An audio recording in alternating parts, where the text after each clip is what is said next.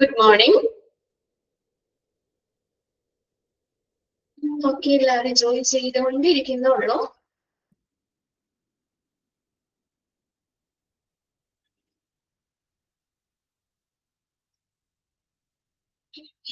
ഈ കഴിഞ്ഞ ദിവസം എടുത്തിട്ടൊക്കെ വായിച്ചു നോക്കിയായിരുന്നോ? പ്രൊമോഷൻ, ഡിമോഷൻ, ട്രാൻസ്ഫർ, സെപ്പറേഷൻസ് ഒക്കെ വായിച്ചു നോക്കിയില്ലേ? സംശയമൊന്നും ഇല്ലല്ലോ അല്ലെ? ഒക്കെ നമ്മൾ മനസ്സിലാക്കി വെക്കണ എന്തൊക്കെയാണുള്ളത്. ഓക്കെ, എല്ലാവരും ബ്രേക്ക്ഫാസ്റ്റ് ഒക്കെ കഴിച്ചിട്ടല്ലേ ക്ലാസ്സിൽ കയറിയത്?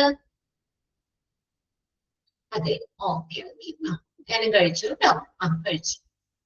ഓക്കെ, അപ്പൊ നമ്മള് കഴിഞ്ഞ ക്ലാസ്സിൽ നമ്മുടെ ട്രെയിനിങ് അടുത്തൊരു സെക്ഷൻ ആണ് നോക്കിയത്, എംപ്ലോയി ട്രെയിനിങ്. നമുക്കറിയാം മിക്ക ജോലിക്ക് നമ്മൾ കയറുമ്പോൾ എന്താ ട്രെയിനിങ് പീരീഡ് ഉണ്ട്. ട്രെയിനിങ് എന്ന് പറഞ്ഞാൽ എന്താ ചെയ്യാം? ട്രെയിനിങ്ങിൽ എന്താ ആ ഒരു ജോലിയിൽ എന്തൊക്കെ കാര്യങ്ങളാണ് നമ്മൾ ചെയ്യണേ? എന്നെ കാണുന്നില്ലേ? കാണാൻ പറ്റുള്ളേ? ഇവിടെ ക്യാമറ ഓൺ ആണല്ലോ. കുറച്ച് രേഷ്മ, ഹെമ, ആരാണ് റിച്ചേറ്റ് കിട്ടിയിട്ടുണ്ടല്ലോ. ഇപ്പൊ കാണാം. Okay okay. അപ്പൊ നമ്മൾ പറഞ്ഞത് മിക്ക ജോലികൾക്ക് എന്തുണ്ട്? ഒരു ട്രെയിനിങ് പീരീഡ് ഉണ്ട്. ട്രെയിനിങ് എന്ന് പറഞ്ഞാൽ എന്താ? ആ ജോലി എന്താണ്, എന്തൊക്കെ കാര്യങ്ങളാണ് നമ്മൾ ചെയ്യുന്നത്. നമുക്ക് ആ ജോലിയിൽ കയറുന്നതിന് മുന്നേ നമുക്കൊരു പരിശീലനം തരികയാണ് അല്ലെ? അതായത് ആ ജോലിയുടെ കുറിക്കുന്ന കാര്യങ്ങള്, ജോലിയെ സംബന്ധിക്കുന്ന കാര്യങ്ങള്, ആ ജോലി വളരെ കൃത്യമായിട്ടും സ്പീഡിലും ഒക്കെ ചെയ്യാനായിട്ട് നമുക്ക് അതിനെ ഒന്ന് പരിചയപ്പെടുത്തി തരുന്നതാണ് ട്രെയിനിങ് എന്ന് പറയുന്നത്. Employee training. Training is a process of learning series of programmed behavior.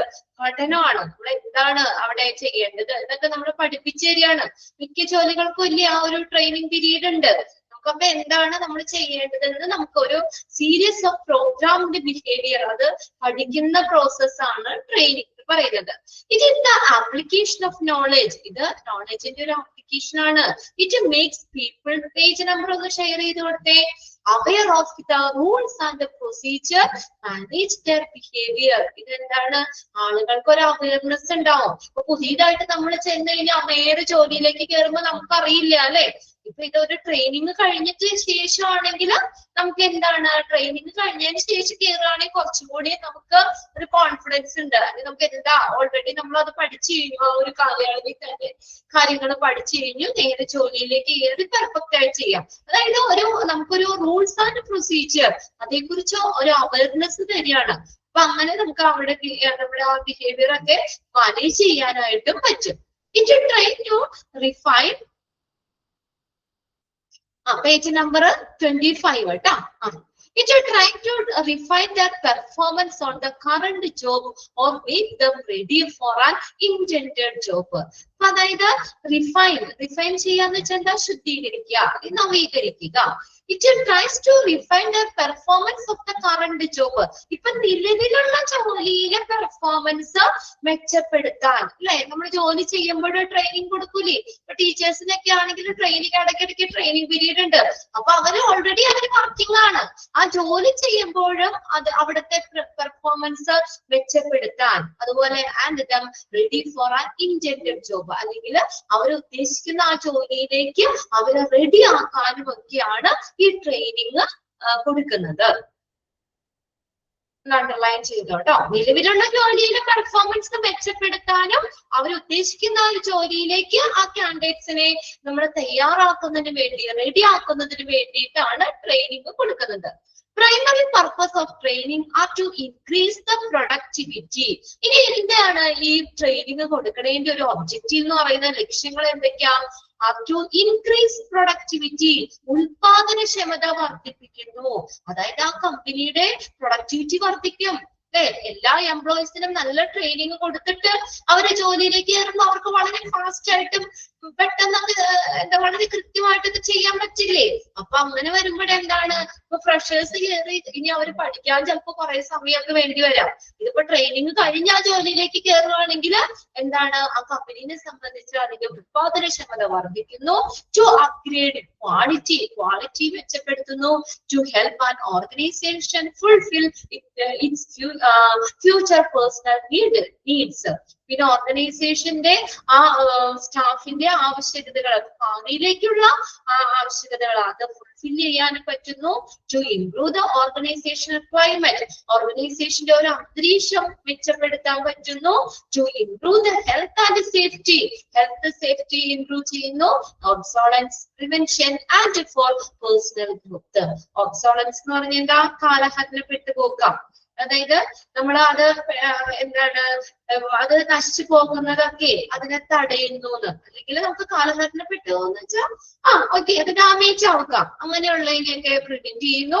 And for personal growth, അവരുടെ വ്യക്തിപരമായിട്ടുള്ള വളർച്ചയ്ക്കും സഹായമാകുന്നു.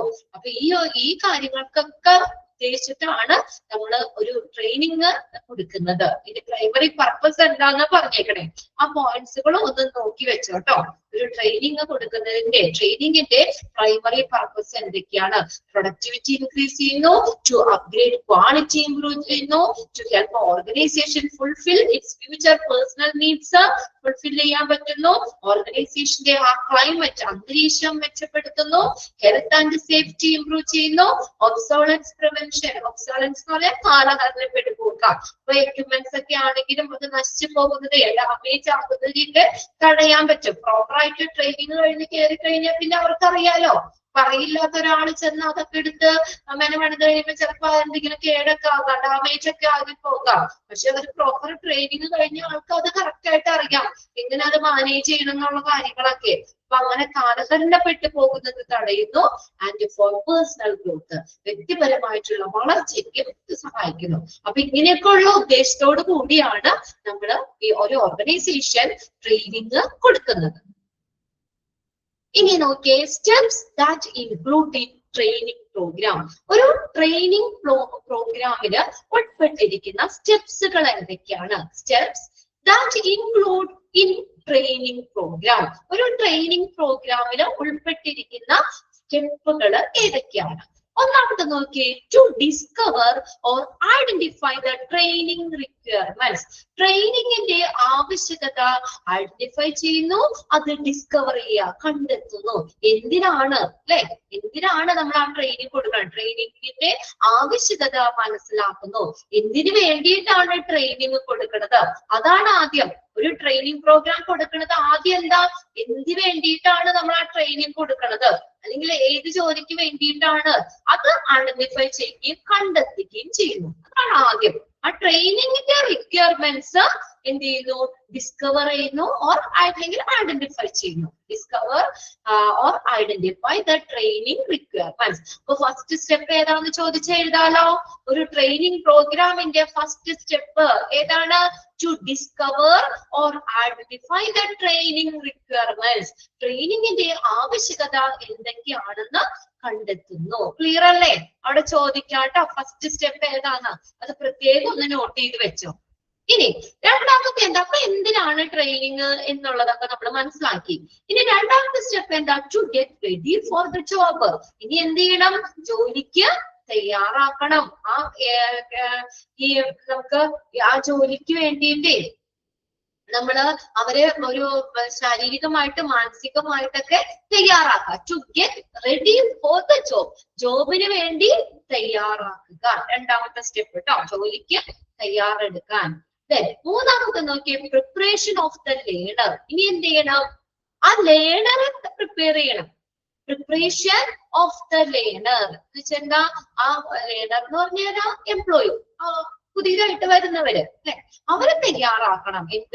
അവരെ, ആ വ്യക്തിയെ ആ ഒരു ജോലിയിലേക്ക് നമ്മൾ എന്ത് ചെയ്യുക? തയ്യാറാക്കാം. മാനസികമായിട്ട് ഇതുപോലെ തന്നെ ശാരീരികമായിട്ടും അവരെ തയ്യാറാക്കുക ചെയ്യുന്ന പ്രിപ്പറേഷൻ. ഇനി അടുത്ത നോക്കിയ presentation of operation and knowledge. ഈ പ്രസന്റേഷൻ ആണ്, അവിടുത്തെ പ്രവർത്തനങ്ങള്, അറിവ്, ഇതിന്റെയൊക്കെ പ്രസന്റേഷൻ. അത് ആ പോയിന്റ്സ് നിങ്ങൾ അത്രയും ഒന്ന് അണ്ടർലൈൻ ചെയ്ത് വെക്കട്ടോ. നാലാമത്തത് ഫുൾ ആയിട്ട് വേണ്ട. Presentation of operations and knowledge, പ്രവർത്തനങ്ങൾ എന്താണ്, അറിവുകള്, ഇതിന്റെയൊക്കെ പ്രസന്റേഷൻ, അവതരണമാണ് അടുത്ത സ്റ്റേജില്. ആ ലേണറെ നമ്മൾ തയ്യാറാക്കി അതിനുശേഷം എന്താണ് അവിടുത്തെ പ്രവർത്തനങ്ങൾ അല്ലെങ്കിൽ നോളജ്, ആ ട്രെയിനിങ് എന്ന് പറഞ്ഞില്ലേ, അപ്പൊ അത് പ്രസന്റ് ചെയ്യാണ് അടുത്ത സ്റ്റെപ്പ് എന്ന് പറയുന്നത്, 4ാമത്തെ സ്റ്റെപ്പായിട്ട്. അതാണ് ഏറ്റവും ഇമ്പോർട്ടന്റ് ആയിട്ടുള്ള സ്റ്റെപ്പ് എന്ന് പറയുന്നത്, പ്രസന്റേഷൻ ആണ്.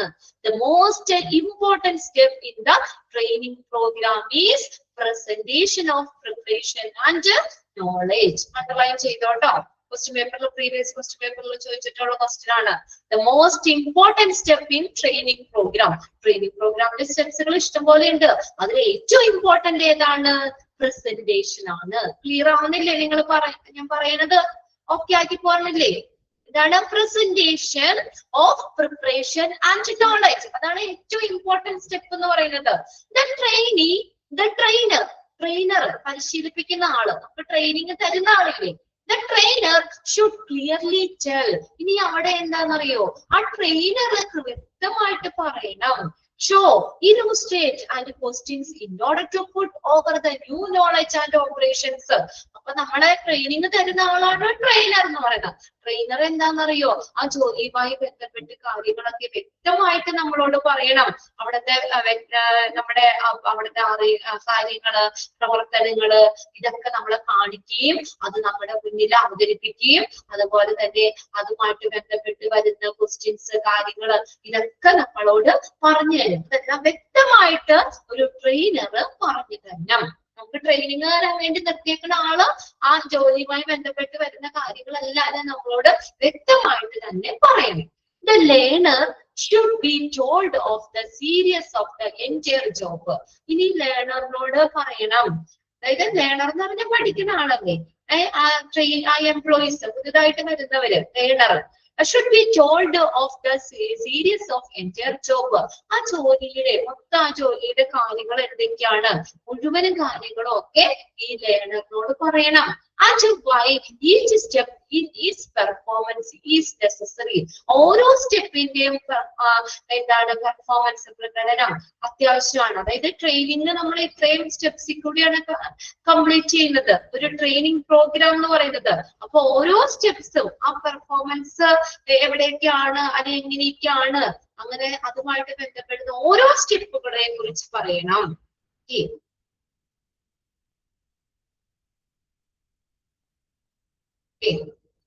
ആ ഒരു പെർഫോമൻസിന്റെ ഓരോ ഘട്ടവും എന്തുകൊണ്ടാണ്, എന്താണ് അതിന്റെ ആവശ്യകത എന്നുള്ള കാര്യങ്ങളും ഒക്കെ പറയണം. അതായത് എന്താ നമ്മൾ ഉദ്ദേശിക്കുന്നതാണ്, ആ ജോലിയുമായി ബന്ധപ്പെട്ട എല്ലാ കാര്യങ്ങളും ലേണറിനോട് പറയണം, അല്ലെ? അല്ല കുറച്ചു കാര്യം പറഞ്ഞോ കുറച്ചു കാര്യം പറയാതെ അല്ല ഇരിക്കേണ്ടത്.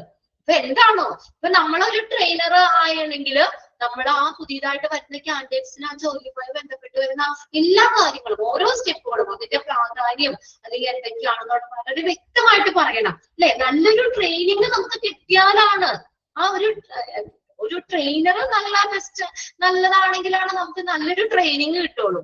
നല്ലൊരു ട്രെയിനിങ് കിട്ടിയാലാണ് ജോലിയിൽ നല്ലൊരു പെർഫോമൻസ് നമുക്ക് കാഴ്ചവെക്കാൻ പറ്റുള്ളൂ, അല്ലേ? എല്ലാരും അങ്ങനെ കണക്ട് ചെയ്തല്ലേ ഇരിക്കുന്നത്. അപ്പൊ നിങ്ങൾക്ക് ഇവിടെ നല്ല ക്ലാസ്സുകൾ നിങ്ങൾക്ക് കിട്ടിയാലേ നിങ്ങൾക്ക് നല്ലോണം പഠിക്കാൻ പറ്റുള്ളൂ, അല്ലെ? അതിനൊപ്പം നിങ്ങൾക്ക് ഇവിടെ മോക്ക് ടെസ്റ്റുകൾ തരുന്നുണ്ട്, സ്റ്റഡി ഗൈഡ് തരുന്നുണ്ട്. അപ്പൊ അതൊക്കെ അതിനൊരു സപ്പോർട്ടിങ് ടൂളായിട്ട് നിൽക്കാം. അപ്പൊ നല്ല കാര്യങ്ങൾ, നല്ല ഇതൊക്കെ നിങ്ങളിലേക്ക് എത്തിച്ചാൽ മാത്രമാണ് നിങ്ങൾക്ക് നല്ല പെർഫോമൻസ് കാഴ്ചവെക്കാൻ പറ്റുള്ളൂ. ഞാനിപ്പോ ഇവിടെ വന്നിട്ട് നിങ്ങളൊന്ന് വായിച്ചോ അല്ലെങ്കിൽ അങ്ങനെ പറഞ്ഞു കഴിഞ്ഞാൽ ഇതല്ല, നമ്മളത് കറക്റ്റ്, അതൊക്കെ കണക്റ്റഡ് ആണ് ഇവിടെ. ഇപ്പൊ ട്രെയിനിങ് ആണെങ്കിലും അതെ, ഇപ്പൊ അത് നമ്മൾ പറയൂലേ, അത് നമ്മൾ ആ ഡിപ്പെൻഡ് അപ്പോൺ ദ ട്രെയിനറെ വെച്ചിരിക്കും. ചിലരൊക്കെ നല്ല പക്ക, നമ്മൾ പറയില്ലേ ഭയങ്കര സൂപ്പർ ആണത്, അതിനോട് ഭയങ്കര ഡെഡിക്കേറ്റഡ് ആയിട്ടുള്ളവരുണ്ട്. അപ്പൊ അവരെന്ന് പറഞ്ഞാൽ ഈച്ച് ആൻഡ് എവരി ഓരോ കാര്യങ്ങളും, ഒരു മൈന്യൂട്ട് ആയിട്ടുള്ള കാര്യങ്ങൾ പോലും നമുക്ക് പറഞ്ഞു തരും. ചിലരെന്ന് പറഞ്ഞാൽ ഒരു കടത്ത് കഴിക്കണോട്ട് എന്തെങ്കിലും പറഞ്ഞോണ്ട് അങ്ങോട്ട് പോകും. അതിനൊത്തിരി വ്യത്യാസമുണ്ട്. അപ്പൊ നമുക്ക് നല്ലൊരു ട്രെയിനർ ജോലിയുമായി ബന്ധപ്പെട്ട് വരുന്ന എല്ലാ കാര്യങ്ങളും കാൻഡിഡേറ്റ്സിന് പറയണം. അതുപോലെ ലേണറിനോട് എന്താണ്, നമുക്ക് ഇതിന്റെ ഓരോ സ്റ്റെപ്പിന്റെയും പ്രാധാന്യം, ഇതെല്ലാ കാര്യങ്ങളും, അതിന്റെ പെർഫോമൻസ് കാര്യങ്ങൾ, ഇതെല്ലാം പറയണം. അപ്പൊ അതിനകത്ത് നിങ്ങളെ അത്രയൊന്ന് വാരി വലിച്ചൊന്നും അവിടെ പഠിക്കണ്ട. ആ 2 പോയിന്റ് അവിടെ എന്തായാലും അണ്ടർലൈൻ ചെയ്യണം. 4ാമത്തെ പോയിന്റ് ഏതാണ്? 4ാമത്തെ സ്റ്റെപ്പ് എന്ന് പറഞ്ഞത് ട്രെയിനിങ് പ്രോഗ്രാമിന്റെ 4th സ്റ്റെപ്പ് എന്ന് പറഞ്ഞ പ്രസന്റേഷൻ ആണ്. Presentation of operation and knowledge, അത് അവതരിപ്പിക്കലാണ്. അതാണ് ഏറ്റവും ഇമ്പോർട്ടന്റ് സ്റ്റെപ്പ്. ആ 2 സെന്റൻസ് മാത്രം അണ്ടർലൈൻ ചെയ്താൽ മതി കേട്ടോ. ഫുൾ ആയിട്ടൊന്നും വാരി വലിച്ച് പഠിക്കുകയൊന്നും വേണ്ട. ഇനി അടുത്ത് നോക്കിയേ, performance try out. Under this, the trainee is asked to look through the job several times slowly and explain to him each step. അതിനകത്ത് പെർഫോമൻസ് ട്രൈ ഔട്ട്, അത് അടുത്ത സ്റ്റെപ്പ് കേട്ടോ, 5ാമത്തെ സ്റ്റെപ്പ്. അത്രയൊന്ന് അണ്ടർലൈൻ ചെയ്ത് വെക്കാം.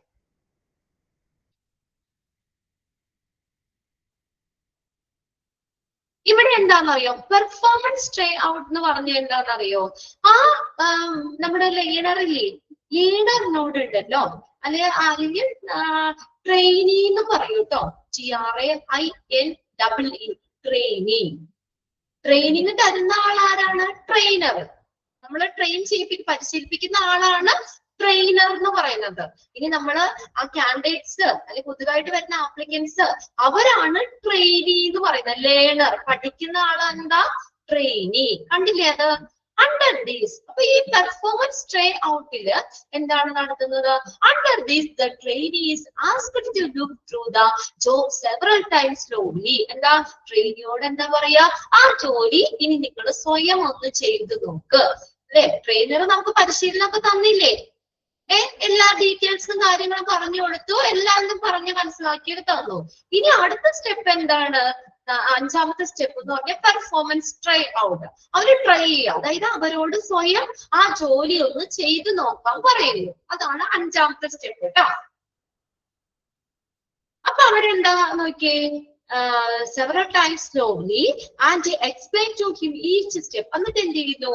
അവരോട് സ്വയം ആ ജോലിയൊക്കെ ഒന്ന് പല പ്രാവശ്യം ഓരോ ഘട്ടഘട്ടമായിട്ടൊക്കെ ചെയ്ത് നോക്കാൻ പറയുന്നു. എന്നിട്ട് ഓരോ സ്റ്റെപ്പും ഒന്ന് എക്സ്പ്ലെയിൻ ചെയ്ത് തരാൻ പറയുന്നു. പിന്നെ അപ്പൊ അവിടെ ചിലപ്പോൾ മിസ്റ്റേക്കുകൾ വരാം. അപ്പൊ മിസ്റ്റേക്കുകൾ എന്ത് ചെയ്യണം? കറക്റ്റ് ആണ്. അപ്പൊ ആ സമയത്ത് അവർക്ക് വരുന്ന മിസ്റ്റേക്കുകൾ നമ്മൾ ഒപ്പം തന്നെ എന്ത് ചെയ്യണം? ആ ട്രെയിനർ അത് കറക്റ്റ് ചെയ്ത് പോകണം. The trainee is advised to do the job step by step, building up skill and speed. അപ്പൊ അങ്ങനെ പതുക്കെ പതുക്കെ നമ്മൾ ചെയ്തു വരുമ്പോ എന്ത് വെച്ച് നമുക്ക്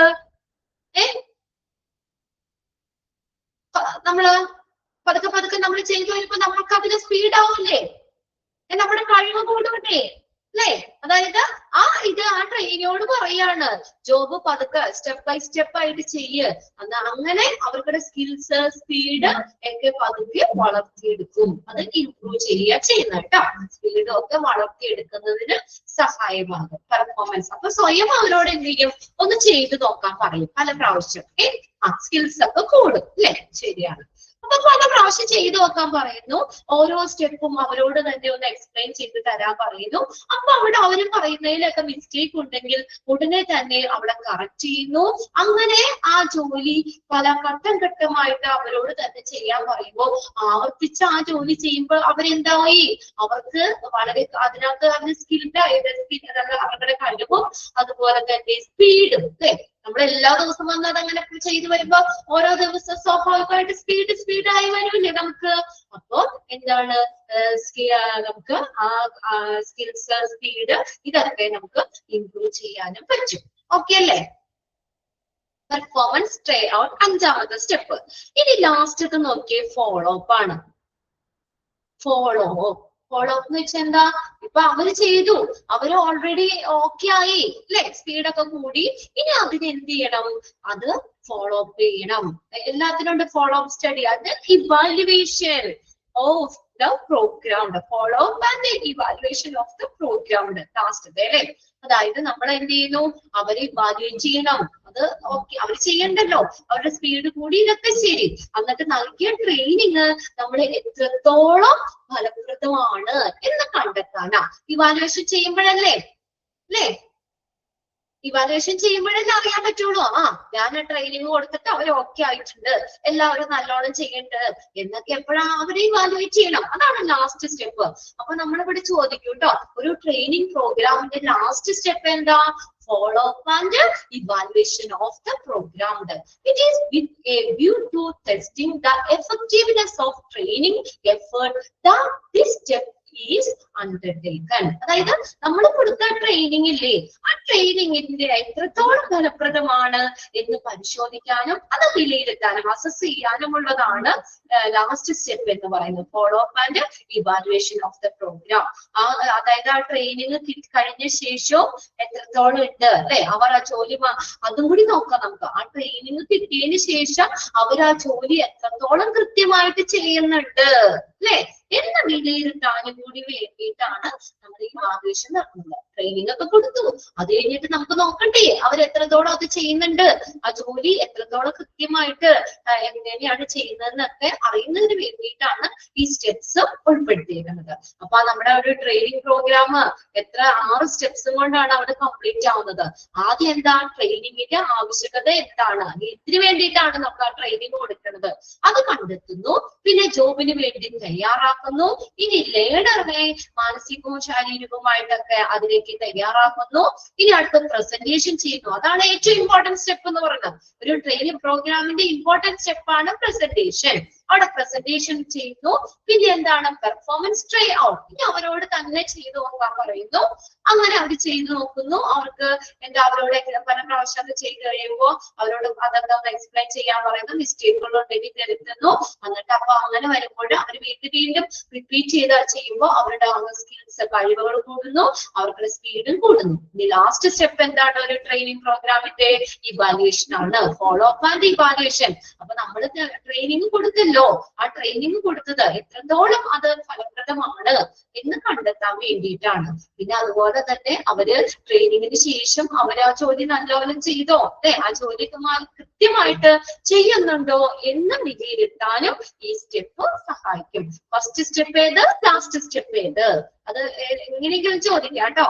ഫസ്റ്റ് സ്റ്റെപ്പ് ഏതാണ്, അപ്പൊ അത് മാറിപ്പോരുത്, നിങ്ങൾ മനസ്സിലാക്കി അതിന്റെ ഓർഡർ അനുസരിച്ച് തന്നെ പോവുക. നോക്കിയേ, ആർക്കെങ്കിലും സംശയം ഉണ്ടോ? ഇനി നമ്മൾ പല ട്രെയിനിങ് മെത്തേഡുകളാണ് ഇനി പഠിക്കാൻ പോകുന്നത് കേട്ടോ. സമീറക്കുട്ടി ഇവിടെ കമ്പ്യൂട്ടർ തന്നിട്ടുണ്ട്. ബാക്കി എല്ലാവർക്കും ഓക്കെയാണ്? ആരതി, ആതിര, ഹണി, ഹിമ, ഓക്കെ, അപർണ, ഓക്കെ, മുക്സീനൊക്കെ എല്ലായ്പ്പോഴും, അഞ്ജു ഒക്കെ എല്ലാവരും നമ്മുടെ സ്ഥിരം കുട്ടികൾ തന്നെയാണ്. ഓക്കെ, എന്തായാലും അവരെ സംഭവം അവിടെ തന്നിരിക്കും. ഓക്കെ, ഇനി അടുത്തതാണ് ട്രെയിനിങ് മെത്തേഡ്സ് ഓർ ടെക്നിക്ക്. ഇനി ഏതൊക്കെയാണ് നമ്മുടെ ട്രെയിനിങ് മെത്തേഡുകൾ അല്ലെ, ട്രെയിനിങ്ങിന്റെ ടെക്നിക്കുകൾ, മെത്തേഡ്സ് ഏതൊക്കെയാണെന്നാണ്. ഒന്നാമത്തെയാണ് on the job training. Note ചെയ്യണം കേട്ടോ, ഓൺ ദ ജോബ് ട്രെയിനിങ്. അപ്പൊ പേരിൽ തന്നെ അറിയാം എന്താണ്, നമ്മൾ 2 രീതിയിലാണ് നമ്മൾ ട്രെയിനിങ്ങിനെ ക്ലാസിഫൈ ചെയ്യുന്നത്. ഒന്നാമത്തെ on the job training. On the job training എന്ന് പറഞ്ഞാൽ എന്താ, ആ സ്ഥലത്ത് വെച്ച് തന്നെ, ആ ജോലിയിൽ ആ സ്ഥലത്ത് വെച്ച് തന്നെയാണ് ട്രെയിനിങ് കൊടുക്കുന്നത്. ഓക്കെ, ഓൺ ദ ജോബ്, വേറെ സ്ഥലത്തൊന്നും കൊണ്ടുപോയിട്ടല്ല, ആ പർട്ടിക്കുലർ ആ സ്ഥലത്ത് വെച്ചിട്ട് തന്നെ ട്രെയിനിങ് കൊടുക്കാം. ഓൺ ദ ജോബ്, ജോലിയിൽ തന്നെ കേട്ടോ, ആ സ്ഥലത്ത് വെച്ച് തന്നെ ട്രെയിനിങ് കൊടുക്കുന്നതാണ് on the job training. OJT ബ്രാക്കറ്റിൽ കൊടുത്തിട്ടുണ്ട്. OJT എന്ന് കണ്ടിട്ട് ഓൺ ദ ജോബ് ട്രെയിനിങ് ആണ്. In the on the job training method, the employees are trained on the job at their places of work. എന്താ, ആ വർക്ക് വർക്കുള്ള ആ work ചെയ്യുന്ന സ്ഥലല്ലേ, അവരുടെ ജോലി സ്ഥലത്ത്, അവിടെ വെച്ച് തന്നെയാണ് ട്രെയിനിങ് കൊടുക്കുന്നത്. അണ്ടർലൈൻ ചെയ്തോട്ടോ, ട്രെയിനിങ് തന്നെ അറിയാം. The employees are trained on the job at their places of work. ആ വർക്ക് നടക്കുന്ന സ്ഥലത്ത്, ആ ജോലി സ്ഥലത്ത് വെച്ച് തന്നെയാണ് അവർക്ക് ട്രെയിനിങ് കൊടുക്കുന്നത്. Using actual tools. അവിടെ എന്താ അവർ ഉപയോഗിക്കുന്നത്, യഥാർത്ഥത്തിലുള്ള ടൂൾസുകള്, equipments, documents are used by employees when they are fully trained. അപ്പൊ എല്ലാരും ആ പ്ലേസിൽ തന്നെ വെച്ച് കൊടുക്കാം. ആക്ച്വൽ ആയിട്ട് അതിന്റെ മോഡൽ കാണിക്കുക അല്ലെങ്കിൽ അങ്ങനെയൊന്നും അല്ല, ആ ജോലി സ്ഥലം എവിടെയാണോ അവിടെ വെച്ച് തന്നെ ട്രെയിനിങ് കൊടുക്കും. അപ്പൊ അവിടെ അവർക്ക് യഥാർത്ഥത്തിലുള്ള ടൂൾസ്, എക്യുപ്മെന്റ്സ്, ഡോക്യുമെന്റ്സ് ഇതെല്ലാം അവർക്ക് കിട്ടും, അവിടെ നിന്ന് കിട്ടും. അപ്പൊ അങ്ങനെ ആകുമ്പോ അവര് ഫുള്ളി ട്രെയിൻഡ് ആണ്. നേരെ ചെയ്യുന്നത് അല്ലേ, നേരെ നമ്മൾ ആ സ്ഥലത്ത് പോയി നമുക്ക് ട്രെയിനിങ് കഴിയുമ്പോ നമ്മൾ കുറച്ചും കൂടി ഓക്കെ ആവുമല്ലേ. ഡെമോയൊക്കെ കാണിക്കണേനേക്കായും അല്ലെങ്കിൽ വേറെ സ്ഥലത്തിരുന്ന് ക്ലാസ് എടുത്ത് പറയണേക്കായും ഒക്കെ. ശരിയല്ലേ? നേരെ നമ്മൾ അവിടെ പോവുക. ആ വർക്ക് പ്ലേസ് എവിടെയാണ് അവിടെ പോയിട്ടാണ് നമുക്ക് ട്രെയിനിങ് കിട്ടുന്നത്. യഥാർത്ഥത്തിലുള്ള വർക്ക് തന്നെയാണ് നമുക്ക് ട്രെയിനിങ് ആയിട്ട് കിട്ടുന്നത്. ഓക്കെ, ആ സെന്റൻസ് അവിടെ അണ്ടർലൈൻ ചെയ്തോ. The employees are trained on the job at their places of work. Cluster meeting. Okay, ശരി. ആ പ്ലേസിൽ തന്നെ അതേതാണ് ഓൺ ദ ജോബ് ട്രെയിനിങ്. ഇനി ഓൺ ദ ജോബ് ട്രെയിനിങ്ങില് സപ്പായിട്ട് കൊടുത്തിട്ടുണ്ട് job instruction training, JIT, job instruction training. This method is also known as training through gradual learning. ഈ മെത്തേഡിന് എന്താ പറയുന്നത്? ജോബ് ഇൻസ്ട്രക്ഷൻ ട്രെയിനിങ് എന്ന് പറഞ്ഞാൽ എന്താ? This method is also known as training through gradual learning. എങ്ങനെയാ training? Training എന്താ? നമ്മള് ആ ഗ്രാജുവൽ ആയിട്ട് സാധാരണയുള്ള ആ പഠനങ്ങളിലൂടെ നമ്മള് ആ രീതി, അതായത് സ്റ്റെപ്പ് ബൈ സ്റ്റെപ്പ് ആയിട്ട് ഘട്ടം ഘട്ടമായിട്ടുള്ള പഠനത്തിലൂടെയുള്ള ട്രെയിനിങ് ആണ്. കാലക്രമേണയുള്ള പഠനത്തിലൂടെ നമുക്ക് നമുക്ക് അവിടെ നിന്ന് ആ ഒരു പരിശീലനം കിട്ടുക.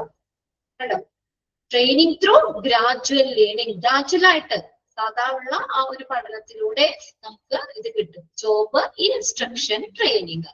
This method is also known as training through gradual learning. Underline ചെയ്തോട്ടോ. കാലക്രമേണയുള്ള പഠനത്തിലൂടെ എന്ത് ചെയ്യുന്നു? ആ ഒരു പരിശീലനം കിട്ടുക ചെയ്യുന്നത്. ഇനി പിന്നെ അതായത് ഘട്ടം ഘട്ടമായിട്ട് കേട്ടോ, ഘട്ടം ഘട്ടമായിട്ടുള്ള ആ ഒരു പഠനത്തിലൂടെയുള്ള ട്രെയിനിങ്. രണ്ടാമത്തെയാണ് അപ്രന്റീസ്ഷിപ്പ്. കേട്ടിട്ടുണ്ടാവുമല്ലോ അപ്രന്റീസ്ഷിപ്പ്, അപ്രന്റീസ്, അപ്രന്റീസ്ഷിപ്പ് എന്നൊക്കെ. എന്താ? In this a person is learning a trade. ഇവിടെ എന്താ? ഒരു വ്യക്തി ട്രേഡ്, തൊഴിൽ പഠിക്കാം. എവിടെയാ? എങ്ങനെ പഠിക്കാം? From A skilled employer. ഒരു സ്കിൽഡ് ആയിട്ടുള്ള എംപ്ലോയർ ഒരു തൊഴിലാളിയുടെ കീഴിൽ നിൽക്കൊണ്ട്, എംപ്ലോയറിന്റെ തൊഴിലുടമ, ഹെൽപ്പർ. ഓക്കെ, ശരി ശരി. ഹെൽപ്പറായിട്ട്, അതായത് നമ്മുടെ ഒരു ആരാണ് അവിടെ നമുക്ക് ഒരു ആശാൻ ഉണ്ടാവും അല്ലേ? അയാൾക്കുടെ ഒരു എംപ്ലോയർ, അതായത് നമ്മുടെ ഒരാളുണ്ടാവും. അയാൾക്കുടെ കീഴിൽ നിന്ന്, സ്കിൽഡ് ആയിട്ടുള്ള ഒരു എംപ്ലോയറുടെ കീഴിൽ നിന്ന് നമ്മളൊരു ട്രേഡ് പഠിക്കുക, തൊഴിൽ പഠിക്കുകയാണ് ചെയ്യുന്നത്. Having agreed to work for a fixed period at low wage. എങ്ങനെയാ? അവർക്ക് പൈസയൊക്കെ കൂടുതൽ കിട്ടും. അതാണ് അപ്രന്റീസ്ഷിപ്പ് എന്ന് പറയുന്നത്. എന്താ? ഒരു ലോ വേജ്, നിസ്സാരം എന്തെങ്കിലും, ജസ്റ്റ് വേണമെങ്കിൽ അവർക്ക് ആ വരുന്ന ചെലവ് കാശോ അല്ലെങ്കിൽ അങ്ങനെ എന്തെങ്കിലും കൊടുക്കുള്ളൂ. അതായത് ഒരു ചെറിയൊരു ഫിക്സ്ഡ് പീരീഡിലേക്ക് ലോ വേജില് ഒരാൾക്കുടെ ഒരു സ്കിൽഡ് ആയിട്ടുള്ള എംപ്ലോയറിന്റെ കീഴിൽ നിന്നുകൊണ്ട് അവിടെ തൊഴിൽ പഠിക്കുന്നതാണ് അപ്രന്റീസ്ഷിപ്പ് എന്ന് പറയുന്നത്. അപ്പൊ പതുക്കെ പതുക്കെ അയാൾക്കുടെ കീഴിൽ നിന്നുകൊണ്ട് ഓരോരോ കാര്യങ്ങൾ പഠിച്ചെടുത്തിട്ട് അവര് ആ ജോലിയിൽ വിദഗ്ധരാകുന്നു. അങ്ങനെ അവര് അറിവ് നേടിയെടുക്കുന്നു. അപ്രന്റീസ്ഷിപ്പ്.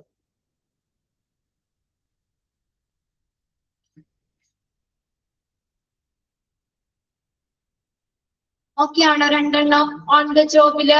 ജോബ് ഇൻസ്ട്രക്ഷൻ ട്രെയിനിങ്ങും ഉണ്ട്, അപ്രന്റീസ്ഷിപ്പും ഉണ്ട്. അത് രണ്ടും ഒന്ന് മനസ്സിലാക്കി. ജോബ് ഇൻസ്ട്രക്ഷൻ ട്രെയിനിങ് എന്ന് പറഞ്ഞാൽ എന്താ? ട്രെയിനിങ് ത്രൂ ഏതിൽ കൂടെയുള്ള പഠന, ഏതിൽ കൂടെയുള്ള training? Gradual learning. Gradual learning. Apprenticeship എന്ന് പറഞ്ഞാൽ എംപ്ലോയർ ആ സ്കിൽഡ് ആയിട്ടുള്ള എംപ്ലോയറുടെ കീഴിൽ ഒരു ഫിക്സ്ഡ് പീരീഡിലേക്ക് ലോ വേജില് എന്ത് ചെയ്യുന്നു? ട്രേഡ് പഠിക്കുന്നതാണ് അപ്രന്റീസ്ഷിപ്പ്. ഇനി രണ്ടാമത്തെ മെത്തേഡാണ് of the job method. Of the job method അതെങ്ങനെയാ? In the off-the-job training method, the workers or employees learn their job role away from the actual work floor. Underline ചെയ്തോട്ടോ. ഇങ്ങനെ തന്നെ ചോദിക്കാം. In which of the following training methods the workers or employee learn their job role away from the actual work?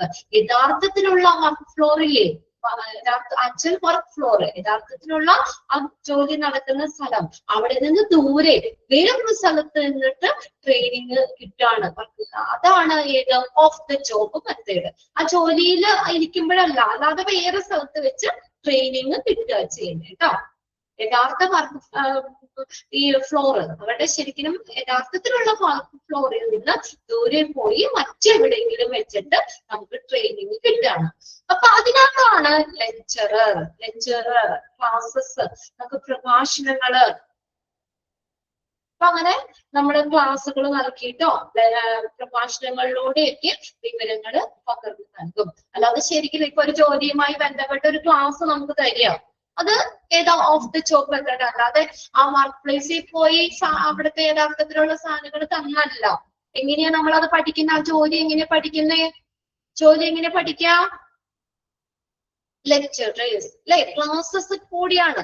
പ്രഭാഷണങ്ങളിലൂടെ ക്ലാസ്സുകളിലൂടെയൊക്കെ, അതായത് യഥാർത്ഥത്തിലുള്ള work ഫ്ലോറിലല്ല, നമ്മള് എവിടെയാ ഇവിടെ നമ്മുടെ ക്ലാസ്സുകളിൽ ഇരുന്ന് പഠിക്കുക, വേറെ സ്ഥലത്ത്, ആ ആക്ച്വൽ വർക്ക് ഫ്ലോറിൽ നിന്ന് ദൂരെ. ഹോസ്പിറ്റൽ അഡ്മിനിസ്ട്രേഷൻ, ഓക്കെ, നമ്മളിപ്പോ ഇവിടെ പഠിച്ചുകൊണ്ടിരിക്കുകയാണ് അല്ലെ, നമ്മൾ ആ ഹോസ്പിറ്റലിൽ പോയാണോ പഠിക്കണേ? അല്ല, നമ്മളിത് പഠിച്ചു കഴിഞ്ഞിട്ട് ഇനി ഹോസ്പിറ്റലിലേക്ക് പോകാൻ പോണേ അല്ലേ? Okay, yes.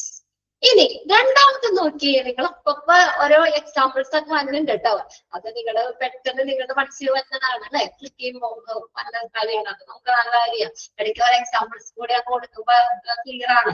നമ്മൾ അതായത് ഇവിടെ ഇന്ന് ശരിക്കും ഹോസ്പിറ്റലിൽ പോയല്ല, നമ്മൾ ഇവിടെ ഇരുന്ന് നമ്മുടെ ക്ലാസ് എഴുതിയിട്ട് നമ്മൾ പഠിക്കുക ചെയ്യുന്നത്. ഓക്കെ, ഇനി അടുത്ത് നോക്കിയേ, രണ്ടാമത്തെയാണ് വെസ്റ്റിബ്യൂൾ ട്രെയിനിങ്. വെസ്റ്റിബ്യൂൾ ട്രെയിനിങ്, ഇതൊക്കെ അപ്പൊ അവിടെ നമുക്ക് ചോദിക്കാം കേട്ടോ, ഓഫ് ദ ജോബ് മെത്തേഡ് ട്രെയിനിങ്ങിന് എക്സാമ്പിൾസ് അല്ലെങ്കിൽ അതിൽ വന്ന ലെക്ചറേഴ്സ്. പിന്നെ അടുത്തതാണ് വെസ്റ്റിബ്യൂൾ ട്രെയിനിങ്. വെസ്റ്റിബ്യൂൾ ട്രെയിനിങ് എന്ന് പറഞ്ഞാൽ എന്താ? It is A class room training. ഇതൊരു ക്ലാസ് റൂം ട്രെയിനിങ് ആണ്. Which is often done with the help of equipments and machines which are identical with those in the use in the place of work. കേട്ടോ, അതിനോട് identical ആയിട്ടുള്ള അതേപോലെയുള്ള എക്യുപ്മെന്റ്സും മെഷീൻസും ഒക്കെ തന്നിട്ട് അതിന്റെ usage ഇങ്ങനെയുള്ള കാര്യങ്ങൾ പഠിപ്പിക്കുക. അല്ലാതെ ഒരു മെഷീൻ പഠിപ്പിക്കുകയാണെങ്കിൽ ഒരു മെഷീനെ സംബന്ധിച്ച പഠിക്കണമെങ്കിൽ ആ മെഷീൻ കൊണ്ടുവന്ന് വെച്ചിട്ടല്ല, അതിന്റെ ഒരു മോഡലില്ലേ, നമ്മൾ പല ഇത് പഠിക്കുന്ന വർക്കിംഗ് മോഡൽ ഇതൊക്കെ വെച്ചിട്ട് അങ്ങനെയൊക്കെ പഠിക്കൂലേ, ക്ലാസ് റൂമിൽ ഇരുന്നുകൊണ്ട് തന്നെ. നമ്മൾ നേഴ്സിംഗ് പഠിക്കുകയാണ്, അപ്പൊ അത് കഴിഞ്ഞ് പഠിച്ചതിന് ശേഷം അവർക്കൊക്കെ ഇതുണ്ട് എങ്കിലും നമ്മളിപ്പോ എന്താ, നമ്മൾ ആദ്യം നേഴ്സിംഗ് അല്ല, നേഴ്സിംഗ് പിന്നെയും ഒരു പ്രാക്ടിക്കലായിട്ട് അവിടെ ചെയ്യുന്നുണ്ട്. അല്ലാതെ നമ്മളിപ്പോ പ്ലസ് ടു ഇതൊക്കെ പഠിക്കുമ്പോ നമ്മൾ ഹാർട്ട് അല്ലെ 10th ഒക്കെ ഉണ്ടല്ലോ, ഹാർട്ടിന്റെ സ്ട്രക്ചർ ആണെങ്കിൽ നമ്മൾ അവിടെ ക്ലാസ് ടീച്ചർ ഒരു ഹാർട്ട് കൊണ്ടുവന്ന് പഠിപ്പിക്കുകയല്ലല്ലോ, അതിന്റെ ഒരു മോഡലല്ലേ നമ്മൾ കാണിച്ചതല്ലേ, ഒരു മോഡൽ ഹാർട്ട്. ഒന്നിന്റെ ടീച്ചർ അവിടെ ഒരു പിക്ചർ ആയിരിക്കും കൊണ്ടുവരിക, അല്ലെങ്കിൽ ഒരു 3Dയുടെ ഒരു ഹാർട്ട് കൊണ്ടുവന്നിട്ട് ഇങ്ങനെ ഓരോ ഭാഗങ്ങൾ അയോട്ട ഇങ്ങനെയുള്ള സംഭവങ്ങള് അല്ലെ എല്ലാരും നമ്മളെ കാണിച്ചു തരിക, ഹൃദയത്തിന്റെ 4 അറകള് ഇതൊക്കെ നമ്മൾ അങ്ങനെ ഒരു ഇത് ഒരു ശരിയാ ഒരു ഡെമോ അല്ലെ, ആ ഡെമോ ഇങ്ങനെ കൊണ്ടുവന്നിട്ട് ടീച്ചറെ പഠിപ്പിച്ചു തരിക ചെയ്യുന്നത്. അതാണ് വെസ്റ്റിബ്യൂൾ ട്രെയിനിങ് എന്ന് പറഞ്ഞാൽ ക്ലാസ് റൂം ട്രെയിനിങ് ആണ്. അവിടെ ലിമിറ്റേഷൻസ് ഉണ്ട്, അതായത് യഥാർത്ഥത്തിലുള്ള ഒരു എക്യുപ്മെന്റ് കൊണ്ടുവന്ന് വെക്കുകയല്ല. ഇപ്പൊ എന്തെങ്കിലും മെഷീൻസ് നമ്മൾ പ്രവർത്തിക്കുന്നത് പഠിക്കുകയാണെങ്കിൽ ആ മെഷീൻ ഈ ക്ലാസ്സിൽ കൊണ്ടുവന്ന് വെക്കാൻ പറ്റൂല്ലോ, അപ്പൊ അതിന്റെ ഒരു ഡെമോ അല്ലെങ്കിൽ അതിന്റെ ഒരു മോഡൽ കൊണ്ടുവയ്ക്കുകയാണ്. അതിനോട് ഐഡന്റിറ്റിക്കൽ ആയിട്ടുള്ള സാധനങ്ങളൊക്കെ കൊണ്ടുവന്ന് അതിന്റെ യൂസേജ് ഇങ്ങനെയുള്ളതൊക്കെ പഠിക്കുക ചെയ്യുന്നത്. ഇനി അടുത്തത് നോക്കിയേ, ഇനി അടുത്ത അതിനോട് സാമ്യമുള്ള സംഭവങ്ങൾ കൊണ്ടുവന്നിട്ട് പഠിപ്പിക്കുക. ഇനി അടുത്തതാണ് കോൺഫറൻസുകൾ, സമ്മേളനങ്ങൾ, കുറച്ചാളുകൾ കൂടിയിരുന്ന് ചർച്ചകളൊക്കെ നടത്തും അല്ലെ, അങ്ങനെ കോൺഫറൻസുകളൊക്കെ സമ്മേളനങ്ങൾ. അപ്പൊ യഥാർത്ഥത്തിലുള്ള ജോലി സ്ഥലത്തുള്ള ഒരു അന്തരീക്ഷം നമുക്ക് എന്താ നമ്മളൊരു കോൺഫറൻസ് കൂടിയിട്ട് നമ്മൾ അതുമായിട്ട് ഡിസ്കസ് ചെയ്തുകൊണ്ടൊക്കെ പഠിക്കും. ഇനി അടുത്താണ് ഗ്രൂപ്പ് ഡിസ്കഷൻ. അതുപോലെ തന്നെ ഒരു ഗ്രൂപ്പായിട്ട് ചർച്ച ചെയ്തിട്ട് ഓരോ കാര്യങ്ങളും ഒക്കെ നമ്മൾ അതിൽ കൂടെ പഠിക്കുകയും ചെയ്യുന്നത്. ഇനി അടുത്തതാണ് കേസ് സ്റ്റഡീസ്. കേസ് സ്റ്റഡീസ് എന്ന് പറഞ്ഞാൽ എന്താ? ലേണിംഗ് ബൈ ഡൂയിങ്, നമ്മൾ ചെയ്തുകൊണ്ട് പഠിക്കുക. Learning by doing, case studies എടുക്കുന്നു. പിന്നെ അടുത്തത് നോക്കിയേ, റോൾ പ്ലേയിങ്. റോൾ പ്ലേയിങ് എന്ന് പറഞ്ഞാൽ എന്താ? നിങ്ങൾ പഠിച്ചിട്ടുണ്ടോ റോൾ പ്ലേ? റോൾ പ്ലേ നമ്മൾ എന്തെങ്കിലുമൊക്കെ ആയിട്ട് അഭിനയിക്കുന്നത്, ആ ഒരു പർട്ടിക്കുലർ സിറ്റുവേഷനിൽ നിങ്ങൾ ഇന്ന ആളാണെങ്കിൽ ഇങ്ങനെ ചെയ്യും, അല്ലെങ്കിൽ അതൊരു അഭിനയിച്ചുകൊണ്ടുള്ളതാ role play. Role playing can be defined as a pretending to the someone else or pretending to be in a particular situation that you are not really in at the time. അതായത് യഥാർത്ഥത്തില് ഇതല്ല, നമ്മളോട് ഇന്നൊരാളായിട്ടോ എന്താണ് യഥാർത്ഥത്തില് ഇല്ലാത്ത ഒരു കാര്യം നമ്മളിവിടെ അത് അഭിനയിച്ച് നമ്മൾ ചെയ്യുന്നതാണ് ഇതാണ്. അപ്പൊ അങ്ങനെയാകുമ്പോൾ നമ്മൾ ഇതിലൂടെ ഒരു പ്രത്യേക സാഹചര്യത്തെ എങ്ങനെ നമ്മൾ നേരിടാമെന്ന് പഠിക്കുക ചെയ്യുന്നത്. അനുകരിക്കുക അല്ലെ. അതിപ്പോ നിങ്ങളോടിപ്പോ പറയാണ് എന്താണ്, നിങ്ങളൊരു മാനേജറാണ്, സപ്പോസ് നിങ്ങളൊരു മാനേജർ ആണെങ്കിൽ ഈ ഒരു പർട്ടിക്കുലർ സിറ്റുവേഷൻ നിങ്ങൾ എങ്ങനെ ഹാൻഡിൽ ചെയ്യും. അപ്പൊ നമ്മൾ ശരിക്കും മാനേജർ ആയിട്ടില്ലല്ലോ, നമ്മൾ മാനേജർ ആന്ന് ആക്ട് ചെയ്യുക അവിടെ ചെയ്യുന്നത് അല്ലെ. അപ്പൊ അത് കുറച്ച് സമയത്തേക്ക് നമ്മൾ മാനേജർ ആയിട്ട് നമ്മൾ മാറണം. ഇമിറ്റേറ്റ് ചെയ്യുക. ശരി, അതെ ശ്വാസം ഇമിറ്റേറ്റ് ചെയ്യുക. ഞാനിപ്പോ ഇന്ന ആളാന്ന് വിചാരിച്ചിട്ട് എന്നോട് പറയാണ് അവിടെ നിങ്ങൾ എങ്ങനെ അതിനെ ഡീൽ ചെയ്യും, ആ രീതിയിൽ. അപ്പൊ നമുക്ക് അതിൽ കൂടെ പഠിക്കാൻ പറ്റുമല്ലോ. അപ്പൊ ഓരോ വ്യക്തികള് പല പല കാഴ്ചപ്പാടുകളായിരിക്കും. അവർ ആ ഒരു പർട്ടിക്കുലർ സിറ്റുവേഷനിൽ പല രീതിയിലായിരിക്കും ഹാൻഡിൽ ചെയ്യുന്നത്. അപ്പൊ അവരുടെ എക്സ്പീരിയൻസും കാര്യങ്ങളൊക്കെ വെച്ചുകൊണ്ട് നമ്മൾ പഠിക്കുക ചെയ്യുന്നത് കേട്ടോ.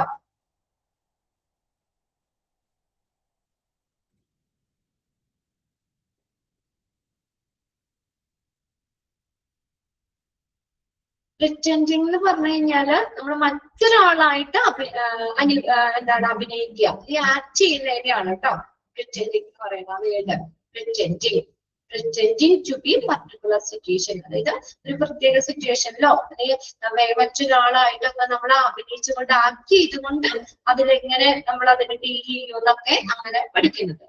പിന്നെ അടുത്തതാണ് പ്രോഗ്രാംഡ് ഇൻസ്ട്രക്ഷൻ.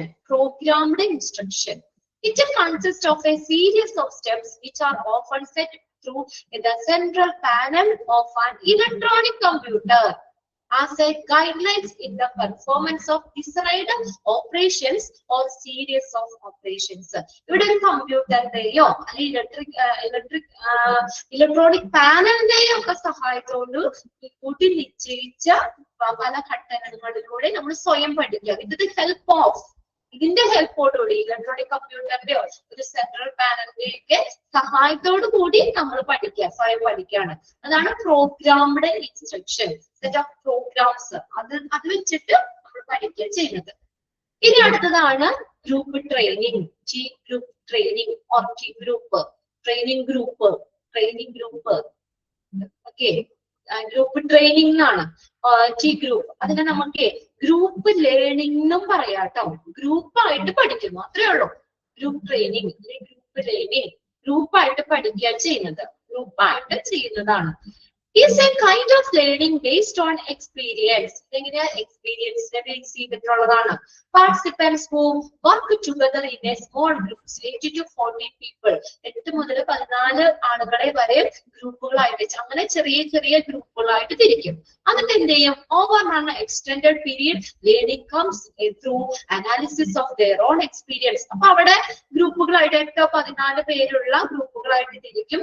അവിടെ അവരുടെ കഴിവുകള്, അവരുടെ അറിവുകള്, അത് അവരുടെ ഫീലിങ്സ്, അവരുടെ റിയാക്ഷൻസ്, പെർസെപ്ഷൻ, ധാരണകള്, ബിഹേവിയർ, ഇതെല്ലാം അതിനകത്ത് ഇൻക്ലൂഡ് ചെയ്യും. അതായത് ഇതെല്ലാ കാര്യങ്ങളും മനസ്സിലാക്കിയിട്ട് പരസ്പരമുള്ള അവരുടെ പെരുമാറ്റം എങ്ങനെയാണ്, അനുഭവങ്ങൾ എങ്ങനെയാണ്, ഇതെല്ലാം വിലയിരുത്തിക്കൊണ്ട് നമ്മൾ അത് പഠിക്കുക ചെയ്യുന്നത്. ദീർഘകാലത്തെ അവരുടെ കഴിവുകൾ വിശകലനം ചെയ്യുന്നത്. അപ്പൊ നമുക്ക് എന്ത് ചെയ്യാൻ പറ്റും? അങ്ങനെ നമുക്ക് പല വ്യക്തിബന്ധങ്ങളും ആശയവിനിമയ ശേഷിയും ഒക്കെ ഇതിലൂടെ മെച്ചപ്പെടുത്താൻ പറ്റും. ഓക്കെ, അപ്പൊ നിങ്ങൾ ഇതിനകത്ത് ഓഫ് ദ ജോബ് ട്രെയിനിങ് മെത്തേഡിൽ വന്നത് ഏതൊക്കെയാണ് അത്രയൊന്ന് നോക്കി വെക്കുന്നു കേട്ടോ. എക്സാമ്പിൾസ് ആയിട്ട് which of the following is of the job training method ഏതൊക്കെയാണെന്ന് ചോദിച്ചു കഴിഞ്ഞാൽ പറയണ്ടേ? ലെക്ചേഴ്സ് ഉണ്ട്, വെസ്റ്റിബ്യൂൾസ് ട്രെയിനിങ് ഉണ്ട്, കോൺഫറൻസുകൾ ഉണ്ട്, ഗ്രൂപ്പ് ഡിസ്കഷൻ ഉണ്ട്, റോൾ പ്ലേയിങ് ഉണ്ട്, പ്രോഗ്രാം ഇൻസ്ട്രക്ഷൻ, ഗ്രൂപ്പ് ട്രെയിനിങ് ഉണ്ട്. ഓക്കെ, അത്രയും ആ രീതിയിൽ ഒന്ന് നോക്കി വെക്കാം. പിന്നെ ഏകദേശം നിങ്ങൾക്ക് അത് വായിക്കുമ്പോൾ അറിയാൻ പറ്റും. മറ്റൊരാളെ അഭിനയിക്കുക എന്ന് പറയുമ്പോൾ തന്നെ റോൾ പ്ലേ ആണെന്നറിയാം. പിന്നെ ഒരു ഇലക്ട്രോണിക് കമ്പ്യൂട്ടറോ അല്ലെങ്കിൽ സെൻട്രൽ പാനലിന്റെയോ സഹായത്തോടു കൂടി നമ്മൾ ചെയ്യാന്ന് പറയുമ്പോൾ പ്രോഗ്രാമിന്റെ ഇൻസ്ട്രക്ഷൻസ് ആണെന്നറിയാം. ഗ്രൂപ്പായിട്ട് 8-14 പേരുള്ള ഗ്രൂപ്പായിട്ട് തിരിക്കുക എന്ന് പറയുമ്പോൾ അറിയാം ഗ്രൂപ്പ് ട്രെയിനിങ് ആണെന്നറിയാം. പിന്നെ കേസ് സ്റ്റഡീസ് എന്താ, ലേണിംഗ് ബൈ ഡൂയിങ്, നമ്മള് ചെയ്തുകൊണ്ട് പഠിക്കുകയാണ്. പിന്നെ ഗ്രൂപ്പ് ചർച്ചകളുണ്ട്, കോൺഫറൻസുകളുണ്ട്. വെസ്റ്റിബ്യൂൾ ട്രെയിനിങ് എന്ന് പറഞ്ഞാൽ ലാസ്റ്റ് പോയിന്റ് ആണോ, പറയാലോ? Last point Anna K Joseph ഒന്നോടെ പറയാൻ പറഞ്ഞിട്ട് ഞാൻ പറഞ്ഞുതരാം. പിന്നെ വെസ്റ്റിബ്യൂൾ ട്രെയിനിങ് എന്ന് പറഞ്ഞാൽ ക്ലാസ് റൂമിലുള്ള പഠനം. അപ്പൊ ശരിക്കുമുള്ള എക്യുപ്മെന്റ്സിന്റെ ഒക്കെ അതിനോട് ഐഡന്റിറ്റിക്കൽ ആയിട്ടുള്ളത് കൊണ്ടുവന്നിട്ട് നമ്മളത് പഠിക്കാം. ലാസ്റ്റ് എന്ന് പറഞ്ഞ ഗ്രൂപ്പ് ട്രെയിനിങ് അല്ലെങ്കിൽ ഗ്രൂപ്പ് ലേണിംഗ്. അവിടെ എന്താണ്, അവിടെ പാർട്ടിസിപ്പൻസിനെ എങ്ങനെയാണ് 8-14 പേരുള്ള ചെറിയ ചെറിയ ഗ്രൂപ്പുകളാക്കി തിരിക്കും. ആ ഗ്രൂപ്പുകളാക്കി തിരിച്ചിട്ട് എന്ത് ചെയ്യുന്നതെന്ന് അറിയോ, അവരുടെ എക്സ്പീരിയൻസ് ആണ് അവിടെ അനലൈസ് ചെയ്യുന്നത്. ആ ഗ്രൂപ്പില് ഓരോരുത്തരുടെ അനുഭവങ്ങള് ഇതൊക്കെ ഉണ്ടാകാം അല്ലെ, അവരുടെ എക്സ്പീരിയൻസ് ഇൻക്ലൂഡിങ് എക്സ്പീരിയൻസ് ഏതാണ്, എക്സ്പീരിയൻസ് ആണ് അവർ ആ ഗ്രൂപ്പിൽ അവർ ചർച്ച ചെയ്യാം. ഓരോരുത്തരും അവരുടെ എക്സ്പീരിയൻസുകൾ അതിനെ വിലയിരുത്തുക.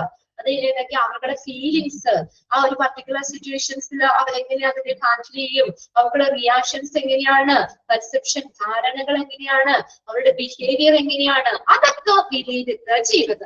ദീർഘകാലത്തെ അവരുടെ കഴിവുകൾ മനസ്സിലാക്കുന്നു. അത് അതിൽ കൂടെ നമ്മൾ പറയൂലേ ബേസ്ഡ് ഓൺ എക്സ്പീരിയൻസ് ആണ് ഏറ്റവും ഇതെന്ന് പറയൂലേ. എന്ത് പഠനത്തിന്റെ ഇത് നമ്മൾ പറയും എക്സ്പീരിയൻസ് ആണ് ബെസ്റ്റ് എന്ന് പറയൂലേ.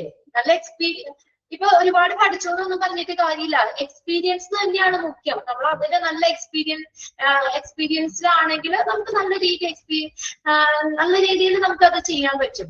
അപ്പൊ അവര് എന്ത് ചെയ്യുന്നത്, എങ്ങനെയാ ഇവര് പഠിക്കുന്നേ, this kind of learning based on experience ആണ്, അവർക്കുടെ അനുഭവങ്ങള് കാര്യങ്ങള്. അപ്പൊ ഇപ്പൊ നമ്മളോട് ഓരോരുത്തർക്കുടെ എന്തെങ്കിലും ഒരു ഇതുമായിട്ട് ബന്ധപ്പെട്ട എക്സ്പീരിയൻസ് പറയുകയാണെങ്കിൽ നമ്മുടെ ഓരോരുത്തർക്കുടെ എക്സ്പീരിയൻസ് പറയുമ്പോൾ അതിൽ നിന്ന് നമുക്ക് അറിയില്ലാത്ത പുതിയ കാര്യങ്ങൾ നമ്മൾ പഠിക്കൂലേ.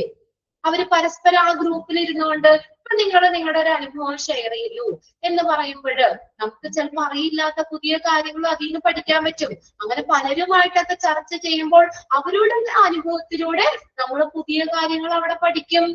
ഫീലിങ്സ്, റിയാക്ഷൻ, പെർസെപ്ഷൻ, ധാരണ, ബിഹേവിയർ, ഇങ്ങനെയുള്ള അവരുടെ ദീർഘകാലത്തെ അവരുടെ കഴിവുകള് അവിടെ വിശകലനം ചെയ്യുന്നത് കേട്ടോ.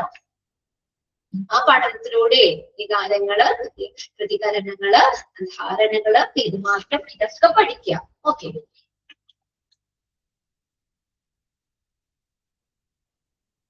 പുതിയ ഓരോരുത്തരും അവരുടെ കാര്യങ്ങൾ ഷെയർ ചെയ്യുമ്പോൾ നമുക്ക് പുതിയതായിട്ട് പല കാര്യങ്ങളും പഠിക്കാനുണ്ടാവും. അത്രേ ഉള്ളൂ.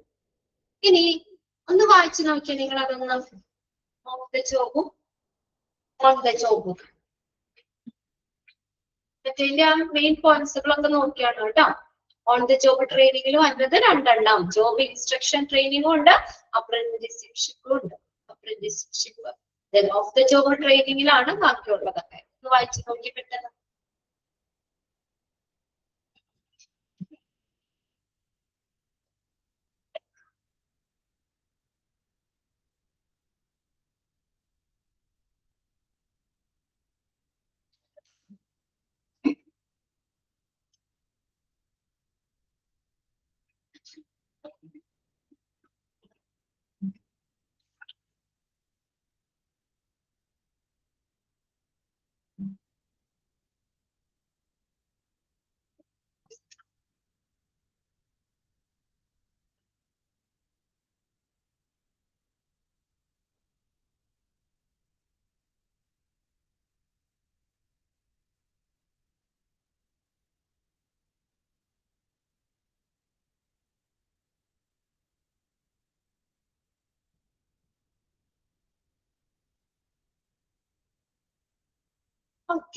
ഓക്കെ അല്ലേ അത്?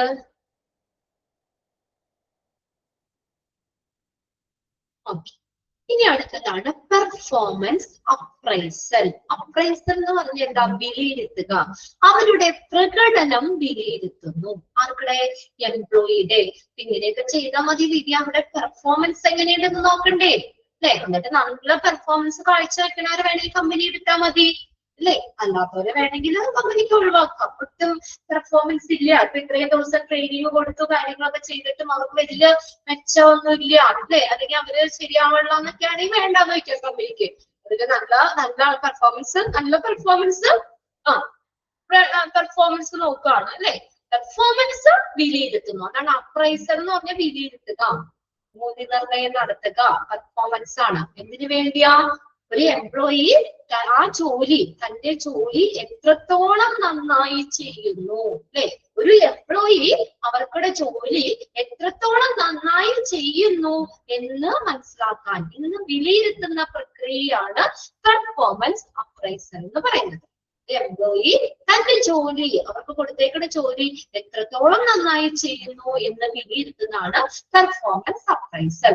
A performance appraisal is a process of estimating employees performance. ഒരു എംപ്ലോയിയുടെ പെർഫോമൻസിനെ എസ്റ്റിമേറ്റ് ചെയ്യുന്നു, വിലയിരുത്തുന്നു. Of a job in the times of its requirements, ഒരു ജോലിയുടെ ആവശ്യകതകൾക്കനുസൃതമായി. എങ്ങനെയാണ്? റിക്വയർമെന്റ്സ് അനുസരിച്ച്. അപ്പൊ ആ ജോലിയിൽ എന്തൊക്കെ കാര്യങ്ങളാണ് വേണ്ടത് അതനുസരിച്ച് വേണം. അല്ലാതെ ചിലപ്പോൾ പല കഴിവുകളും ഉണ്ടാവാം, അത് നോക്കിയിട്ട് കാര്യമില്ല നമ്മള്. ആ performance of a job in terms of its requirements, ഒരു ജോലിയുടെ ആവശ്യകതകൾക്ക് അനുസരിച്ച് ആ ഒരു എംപ്ലോയിയുടെ പെർഫോമൻസിനെ വിലയിരുത്തുന്നതിനാണ് പെർഫോമൻസ് അപ്രൈസൽ എന്ന് പറയുന്നത്. അണ്ടർലൈൻ ചെയ്യുന്നോട്ട് ആ sentence. Dash is a process of, അല്ലെങ്കിൽ the process of estimating employee performance. അങ്ങനെ കണ്ടു കഴിഞ്ഞാൽ എഴുതാലോ അല്ലെ, സംശയമൊന്നുമില്ലോ. എംപ്ലോയിയുടെ പെർഫോമൻസ് എസ്റ്റിമേറ്റ് ചെയ്യുന്നു, അത്ര പഠിച്ചാൽ മതി നിങ്ങള്. ആര് പഠിച്ചൊന്നും നോക്കണ്ട. ഒരു എംപ്ലോയിയുടെ പെർഫോമൻസിനെ എന്ത് ചെയ്യുന്നു? വിലയിരുത്തുന്നു. ഓക്കെ, ഐശ്വര്യ കുട്ടിയുടെ കൂടെ ആരായിരിക്കണേ? മോനാണോ മോളാണോ? മടിയിൽ ആരൊക്കെ ഇരിക്കണ്ടല്ലോ പഠിക്കാൻ? അമ്മയും മോനും കൂടിയാണ് ഇരുന്ന് പഠിക്കണേ. മിസ് പറയുന്നതൊക്കെ മനസ്സിലാവണ്ടോ? അമ്മയുടെ കൂടെ ഇരുന്ന് പഠിക്കുകയാണോ?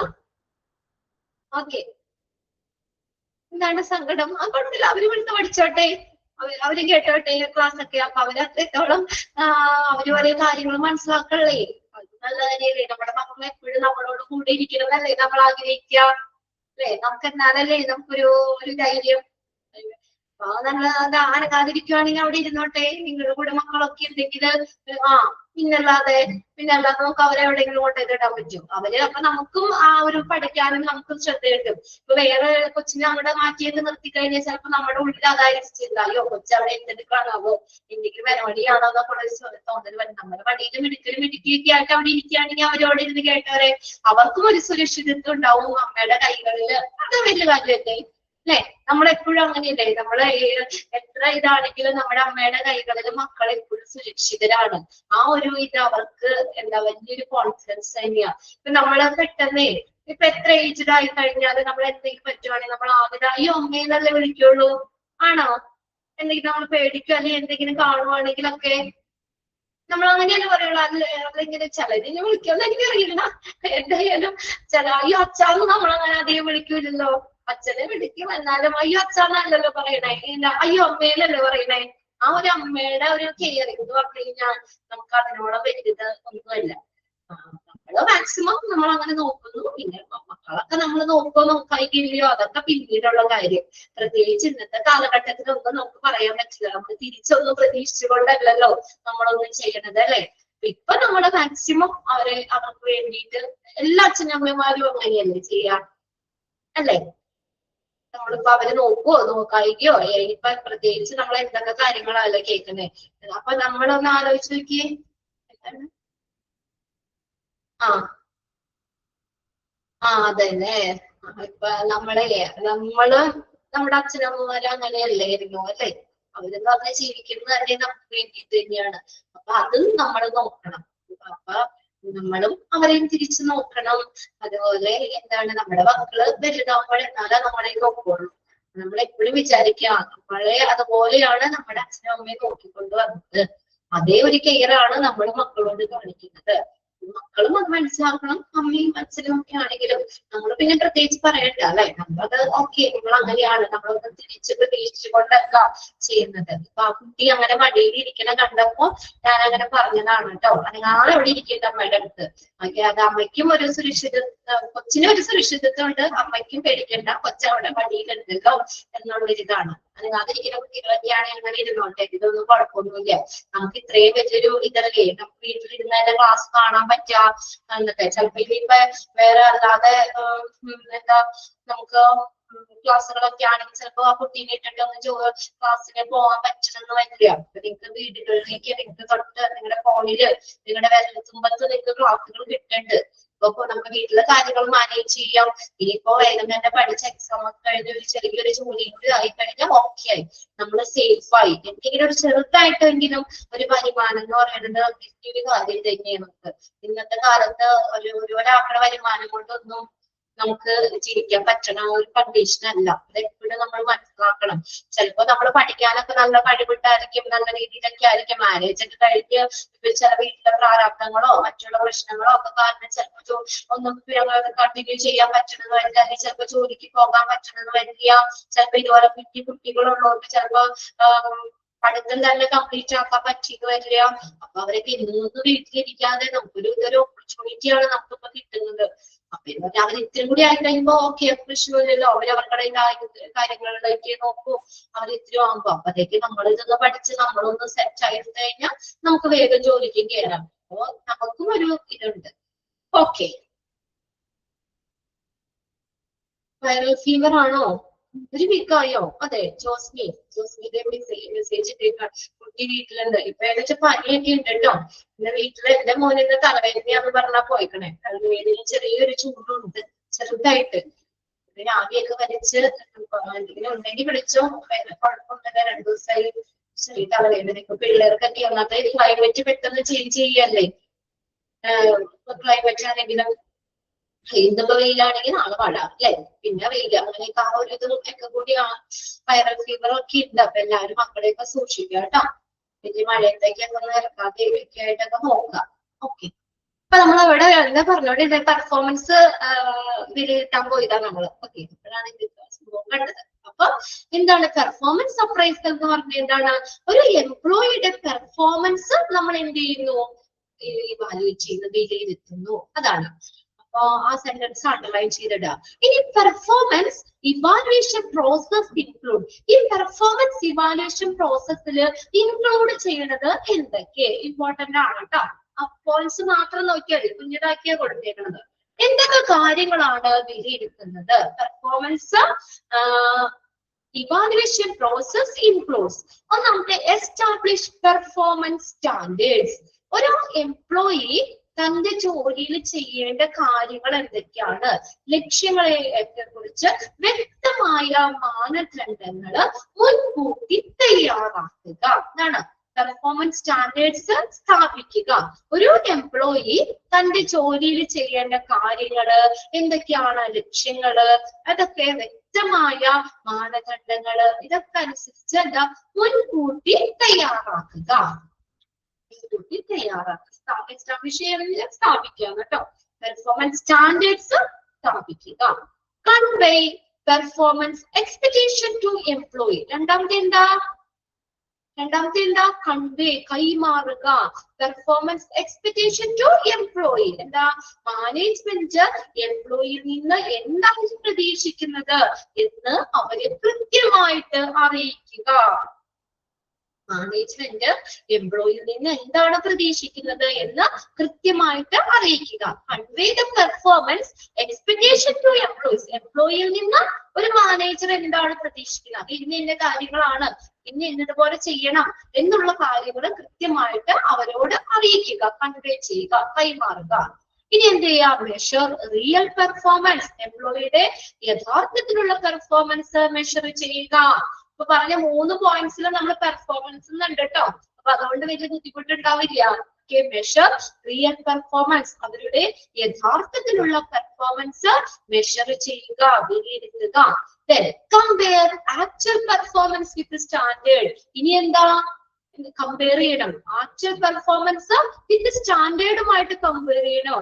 ആദ്യം അവരുടെ യഥാർത്ഥത്തിലുള്ള പെർഫോമൻസ്, ആദ്യം നിശ്ചയിച്ചിട്ടുള്ള സ്റ്റാൻഡേർഡ്, ഇത് തമ്മിൽ എന്ത് ചെയ്യണം? കമ്പയർ ചെയ്യണം. ഇതിനൊരു കമ്പാരിസൺ നടത്തുക.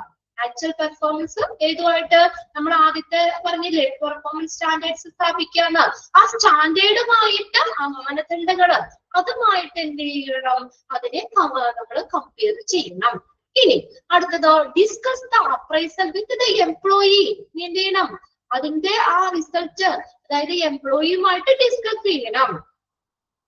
അപ്പൊ അവർക്ക് എന്തെങ്കിലും പോരായ്മകളോ കാര്യങ്ങളോ ഒക്കെ ഉണ്ടെങ്കിൽ അവരെ ബോധ്യപ്പെടുത്തണം. ഡിസ്കസ് ദ അപ്രൈസ്, അതായത് ആ മാനേജർ വിലയിരുത്തിയ കാര്യങ്ങള് എംപ്ലോയിയുമായിട്ട് ഡിസ്കസ് ചെയ്യണം. ഡിസ്കസ് ചെയ്തിട്ട് പറയണം, അയ്യോ ഇവിടെ ഇത്ര കുറവുണ്ട്, ഇത് ഇങ്ങനെ ഒരു ഫോൾട്ട് ഉണ്ട്, അത് നിങ്ങൾ ആ മിസ്റ്റേക്ക് ഒന്ന് കറക്റ്റ് ചെയ്യണം. അപ്പൊ അങ്ങനെ അത് അവരുടെ പ്രകടനം വിലയിരുത്തിയതിനു ശേഷം എന്താണ്, അവരുമായിട്ട് അത് ഡിസ്കസ് ചെയ്യണം. ഡിസ്കസ് ചെയ്യണത് എന്താ? അവരുടെ പോരായ്മകൾ എന്തെങ്കിലുമൊക്കെ ഉണ്ടോ എന്നൊക്കെ മനസ്സിലാക്കുന്നതിന് വേണ്ടിയിട്ട്. ഇനി അടുത്ത എന്താ? ഈഫ് നെസസറി, ആവശ്യമാണെങ്കിൽ ബിഗിൻ കറക്റ്റീവ് ആക്ഷൻ. ജീവനക്കാരുടെ പ്രകടനം മോശമാണെങ്കിൽ എന്ത് ചെയ്യണം? ഇനി അത് തിരുത്താനായിട്ട്, അല്ലെ, അതിന് വേണ്ടി തിരുത്തൽ കൊടുക്കുക, അല്ലെങ്കിൽ ആവശ്യത്തിന് ട്രെയിനിങ് കൊടുക്കുക. അത് ഇച്ചിരി മോശത്തിലേക്കാണെങ്കിൽ മെച്ചപ്പെടുത്താൻ വേണ്ടിയിട്ട് ആവശ്യമായിട്ടുള്ള ട്രെയിനിങ്ങുകൾ കൊടുക്കുക. അപ്പൊ അത്രയാണ് പെർഫോമൻസ് അപ്രൈസൽ അല്ലെങ്കിൽ പെർഫോമൻസ് ഇവാലുവേഷൻ പ്രോസസ്സിൽ ഇൻക്ലൂഡ് ചെയ്യുന്നത്. ആദ്യം ഒരു എസ്റ്റാബ്ലിഷ് ചെയ്യാന്ന് വെച്ചാൽ സ്ഥാപിക്കുക പെർഫോമൻസ് സ്റ്റാൻഡേർഡ്സ്, ഒരു മാനദണ്ഡങ്ങൾ, പെർഫോമൻസിന്റെ ആ ഒരു മാനദണ്ഡങ്ങൾ സ്ഥാപിക്കുക. എസ്റ്റാബ്ലിഷ് പെർഫോമൻസ് സ്റ്റാൻഡേർഡ്, അതാണ് ഒരു എംപ്ലോയി എന്തൊക്കെ കാര്യങ്ങളാണ് ആ ജോലിയിൽ അവർ ചെയ്യേണ്ടത്, അവർക്കുടെ ലക്ഷ്യങ്ങള്, ഇതേക്കുറിച്ച് വ്യക്തമായിട്ടുള്ള ഒരു മാനദണ്ഡങ്ങള് അത് മുൻകൂട്ടി തയ്യാറാക്കണം. പെർഫോമൻസ് സ്റ്റാൻഡേർഡ്സ് സ്ഥാപിക്കുക. ഇനി അടുത്തത് എന്താണ്? അത് കൈമാറണം. എംപ്ലോയിയോട് കൈമാറണം. അതാണ് മാനേജ്മെന്റ് എംപ്ലോയിയിൽ നിന്ന് എന്തൊക്കെ കാര്യമാണ് പ്രതീക്ഷിക്കുന്നത്, ആ പെർഫോമൻസ് എക്സ്പെക്ടേഷൻ എംപ്ലോയിയോട് കൈമാറണം. ഇനി എന്നിട്ട് എന്ത് ചെയ്യണം? മാനേജ്മെന്റ് എന്ത് ചെയ്യണം? ആ എംപ്ലോയിയുടെ പെർഫോമൻസ്, യഥാർത്ഥത്തിലുള്ള പെർഫോമൻസ് മെഷർ ചെയ്യണം. ഇനി എന്ത് ചെയ്യണം? കമ്പയർ ദ ആക്ച്വൽ പെർഫോമൻസ്, യഥാർത്ഥത്തിലുള്ള പെർഫോമൻസ് ആ സ്റ്റാൻഡേർഡുമായിട്ട് വെച്ച് കമ്പയർ ചെയ്യണം. ആ മാനദണ്ഡങ്ങൾക്ക് അനുസരിച്ച് ഓക്കെ ആണോ, അവരുടെ പെർഫോമൻസ് ഓക്കെ ആണോ എന്നൊക്കെ കമ്പയർ ചെയ്യണം. ഇനി എന്ത് ചെയ്യണം? അപ്രൈസൽ വിത്ത്, എന്നിട്ട് അത് കമ്പയർ ചെയ്തിട്ട് എന്ത് ചെയ്യണം? ആ എംപ്ലോയി അത് അപ്രൈസൽ വിലയിരുത്തിയ കാര്യമില്ലേ, അത് എംപ്ലോയർ അല്ലെങ്കിൽ മാനേജ്മെന്റ് വിലയിരുത്തിയ കാര്യം എംപ്ലോയിയുമായിട്ട് അത് ഡിസ്കസ് ചെയ്യണം. ഡിസ്കസ് ചെയ്തിട്ട് എന്ത് ചെയ്യണം? Corrective action. ഇനി അത് ഡിസ്കസ് ചെയ്തിട്ട് ഇനി അവർക്ക് മോശം പെർഫോമൻസ് കാര്യങ്ങളൊക്കെ ആണെങ്കിൽ അത് മെച്ചപ്പെടുത്താനായിട്ടുള്ള ട്രെയിനിങ് കൊടുക്കണം. ക്ലിയർ അല്ലേ? നോക്കിയ പോയിന്റ്സുകള്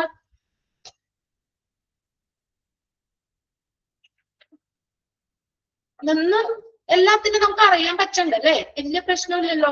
ആ ലാസ്റ്റ് പോയിന്റ് വെച്ച് ബാക്കി എല്ലാ പോയിന്റ്സിലും പെർഫോമൻസ് ഉണ്ട്, ഒരെണ്ണത്തിൽ അപ്രൈസൽ ഉണ്ട്. പിന്നെ നമുക്കറിയാം പെർഫോമൻസ് ഇവാലുവേഷന് വേണ്ടി ചെയ്യുന്ന സ്റ്റെപ്സ് തന്നെയാണ്.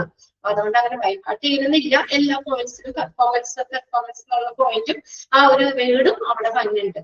ഇനി അടുത്തൊരു കാര്യമാണ് മോട്ടിവേഷൻ ആണ്. നമുക്ക് അടുത്ത ക്ലാസ്സിൽ നോക്കിയാൽ മതി. മോട്ടിവേഷൻ ഇടയ്ക്കിടയ്ക്ക് എനിക്ക് ഒരു മോട്ടിവേഷൻ കിട്ടണോ അല്ലെ? ഞാൻ പറയാറുണ്ടല്ലോ, എക്സാമിന്റെ ഇത് ആകുമ്പോഴത്തേക്ക് ഞാൻ പറയൂലേ, നിങ്ങൾ പേടിക്കൊന്നും വേണ്ട, ഓക്കെ ആണ്, എളുപ്പമാണ്, നിങ്ങൾ അങ്ങനെ ടെൻഷൻ അടിക്കണ്ടെന്ന് നിങ്ങൾ ഒരു ചെറിയൊരു മോട്ടിവേഷൻ ഒക്കെ തരാറില്ലേ? എന്ത് കാര്യത്തിനും ഒരു മോട്ടിവേഷൻ എന്ന് പറഞ്ഞ വ്യക്തിയുണ്ടാവും അല്ലെ? അതായത് എന്താണ് ശരിക്കും ആ മോട്ടിവേഷൻ എന്ന് പറഞ്ഞാൽ? മോട്ടിവേഷൻ എന്താ? ഒരു എംപ്ലോയിനെ നല്ല രീതിയിൽ അവർക്ക് ജോലി ചെയ്യാൻ, ഇപ്പൊ ഇതുമായിട്ട് ബന്ധപ്പെട്ട് വരുന്ന കേട്ടോ, അതായത് മികച്ച രീതിയിൽ ജോലി ചെയ്യാൻ പ്രേരിപ്പിക്കുന്ന പ്രക്രിയയാണ്. അപ്പൊ അതുപോലെ ആ ഒരു സ്ഥാപനത്തിന്റെ ലക്ഷ്യങ്ങള് ഒരുപോലെ നേടിയെടുക്കാൻ, വ്യക്തികളുടെയും സ്ഥാപനത്തിന്റെയും ലക്ഷ്യങ്ങളൊക്കെ ഒരുപോലെ നേടിയെടുക്കാൻ സഹായിക്കുന്നതാണ് മോട്ടിവേഷൻ. ഇടയ്ക്കിടയ്ക്കൊരു അവർക്കൊരു മോട്ടിവേഷൻ കൊടുക്കണം അല്ലെ? അതായത് എന്താ, നമ്മൾ ചിലപ്പോൾ എന്തെങ്കിലും ഗിഫ്റ്റ് ഇതായിട്ട് കൊടുക്കാം, അല്ലെങ്കിൽ സാലറിയിൽ വേണമെങ്കിൽ ഇൻക്രിമെന്റ്സ് കൊടുക്കാം, അതൊക്കെ ഒരു മോട്ടിവേഷനാണ്. അല്ലെങ്കിൽ അവർക്ക് വേണമെങ്കിൽ എന്തെങ്കിലും പ്രശസ്തികൾ കൊടുക്കാം. ഇപ്പൊ നല്ല ഈ പ്രാവശ്യത്തെ ബെസ്റ്റ് പെർഫോമർ ആണ് നമ്മുടെ കമ്പനിയിലെ, ഏറ്റവും കൂടുതൽ ലീഡ് ചെയ്ത പെർഫോമർ ആണെന്ന് പറഞ്ഞുകൊണ്ട് ഈ മാസത്തെ സാലറിയിൽ ഒരു 500 രൂപ കൂട്ടിയിട്ടുണ്ട്. അതെല്ലാവർക്കും ഒരു മോട്ടിവേഷൻ അല്ലേ? അടുത്ത പ്രാവശ്യം എനിക്കും കിട്ടണമെന്ന് ഞാൻ ആഗ്രഹിക്കൂലേ? അല്ലെങ്കിൽ ചിലപ്പോ വർഷത്തിലൊക്കെ കമ്പനിയുടെ പ്രോഫിറ്റ് അതിൽ നിന്ന് എംപ്ലോയിക്ക് എന്തെങ്കിലുമൊക്കെ കൊടുക്കും. അതൊക്കെ അവരെന്തിനു വേണ്ടിയാ? അവരെ മോട്ടിവേറ്റ് ചെയ്യിക്കാനാണ്, അവർക്ക് നല്ല പെർഫോമൻസ് കാഴ്ചവെക്കാൻ വേണ്ടിയാ. ഒരു സമ്മാനവും ഇല്ല, ഒന്നുമില്ല, വെറുതെ ഈ മലമണി മാത്രമേ ഉള്ളൂ എന്നും നമ്മൾ പറയില്ലേ, ഭയങ്കര ഹാർഡ് വർക്ക് ഉള്ളൂ, കമ്പനിയുടെ ഭാഗത്തുനിന്ന് ഒന്നും നമുക്ക് തന്നില്ലെങ്കിൽ നമുക്കൊരു മടുപ്പാവില്ലേ സ്വാഭാവികമായിട്ടും, അല്ലേ? അപ്പൊ അവര് നല്ല രീതിയിൽ ജോലി ചെയ്യാൻ ഒരു പ്രേരിപ്പിക്കുന്ന ഒരു കാര്യമാണ് മോട്ടിവേഷൻ എന്ന് പറയുന്നത്. അത് നമുക്ക് അടുത്ത ക്ലാസ്സിൽ നോക്കാം കേട്ടോ. നമ്മൾ ഒരു ക്ലാസ് കൊണ്ട് തീയോ ചാപ്റ്റർ ലാസ്റ്റത്തെ ഇപ്പൊ നല്ല രസമില്ലേ? ചിലപ്പോ നമുക്ക് ഒരു ക്ലാസ് കൊണ്ട് തീർക്കാൻ പറ്റുന്നതാണ്. ആദ്യത്തെ സെക്ഷൻ മാത്രം ഒരു ഇച്ചിരി ടഫുള്ളൂ, ലാസ്റ്റത്തെ കുഴപ്പമില്ല, നല്ല രസം. ഓക്കെ, അതിന് അടുത്ത ക്ലാസ്സിൽ നോക്കാം കേട്ടോ. നെക്സ്റ്റ് ക്ലാസ് PG യിലുണ്ട്. Okay, next class.